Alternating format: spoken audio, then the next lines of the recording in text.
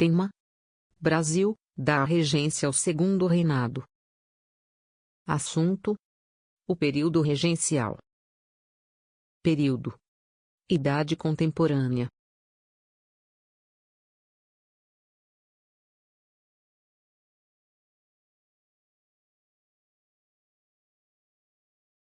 O Brasil é uma república presidencialista. Nessa forma de governo, quando o presidente renuncia ou é destituído, assume o cargo vice-presidente, ou, caso este não possa, o presidente da Câmara dos Deputados, ou do Senado, ou ainda do Supremo Tribunal Federal.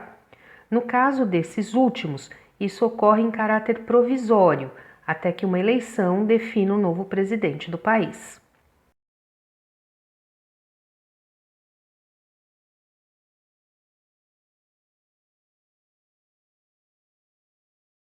No início do século XIX, o Brasil era uma monarquia hereditária e em abril de 1831, quando Dom Pedro I abdicou do trono, seu filho tinha apenas 5 anos de idade e não havia parente próximo ao imperador que estivesse habilitado a ocupar o trono no lugar do jovem herdeiro.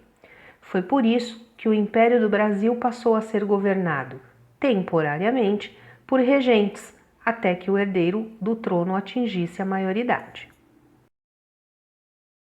Esse foi um período marcado por uma grave crise político-institucional, e que pode ser dividido em 2 momentos distintos. O avanço liberal de 1831 a 1837, e o regresso conservador de 1837 a 1840. Nesse processo, 3 grupos disputaram o poder. Os restauradores conservadores, conhecidos como caramurus, que defendiam a volta de Dom Pedro I ao poder. Os liberais moderados, conhecidos como chimangos, que eram monarquistas moderados, interessados na manutenção do poder centralizado. E os liberais exaltados, conhecidos como farroupilhas ou jurujubas, que eram reformistas e desejavam um governo descentralizado.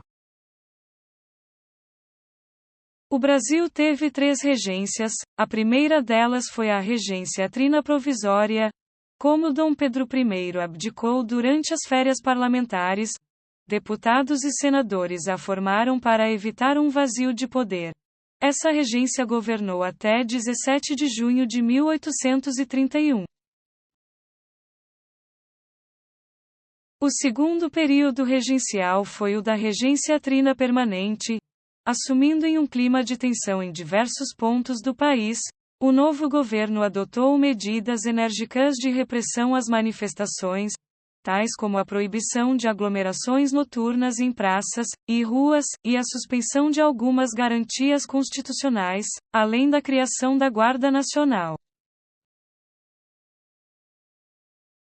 O terceiro e último período regencial foi o da regência una.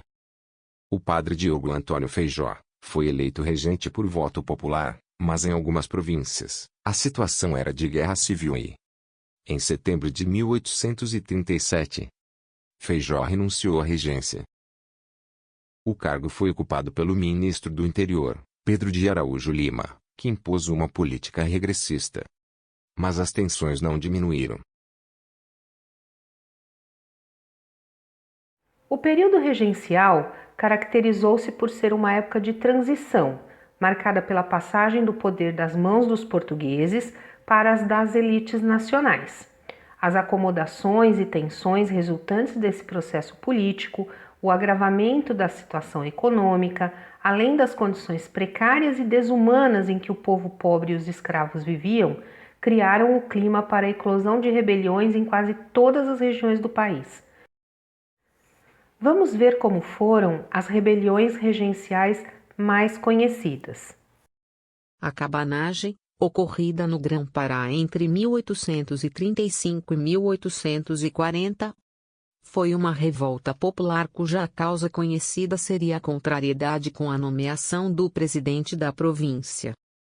Entretanto, a revolta foi, de fato, contra as condições miseráveis em que viviam a maior parte dos moradores da região. foi a revolta com a maior participação real das camadas populares. A Revolta dos Malês foi uma dentre as diversas revoltas ocorridas no Brasil organizadas por escravizados. Ocorrida em 1835 em Salvador, onde havia grande concentração de africanos convertidos ao Islã, o movimento tinha a maioria de rebeldes da nação Nagô. Na sua língua, o Iorubá, Imali significa muçulmano, por isso eles eram chamados de malês, e a rebelião ficou conhecida como Revolta dos Malês.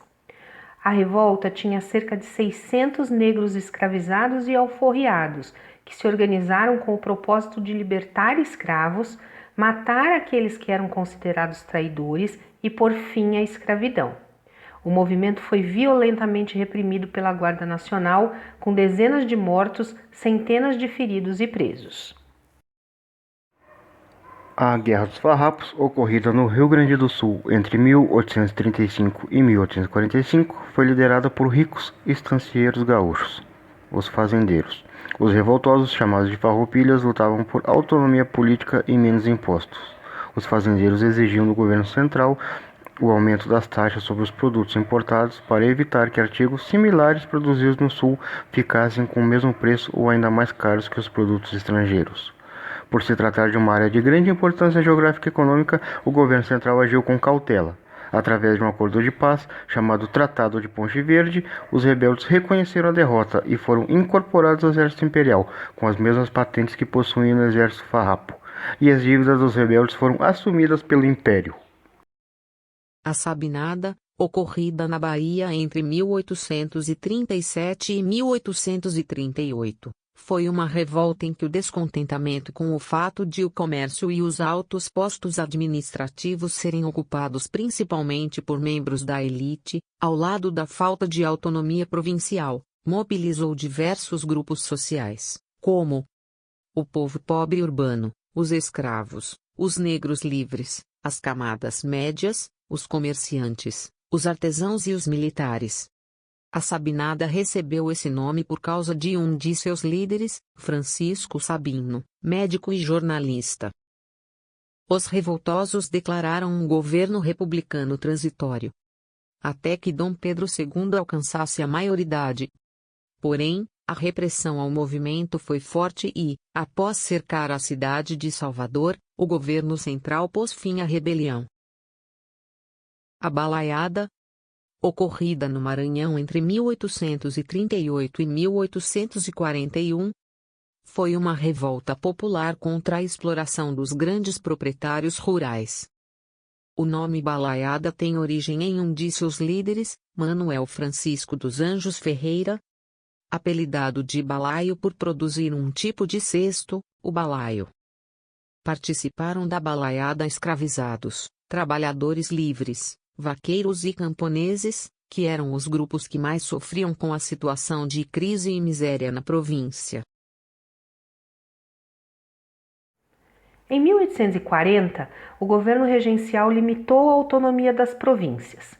Insatisfeitos com a medida interpretada como um regresso conservador, os liberais lançaram uma campanha pública pela antecipação da maioridade do príncipe Pedro de Alcântara, então com 14 anos de idade. A campanha ganhou apoio popular e o parlamento proclamou a maioridade do príncipe, que assumiu o trono em julho de 1840, recebendo o título de Dom Pedro II. Iniciava-se assim o segundo reinado no Brasil. As elites, que desejavam um governo centralizado e forte, que contemplasse seus interesses e objetivos, viram no golpe da maioridade a saída para manter a ordem escravocrata e a unidade do império, ameaçadas pelos inúmeros levantes nas províncias.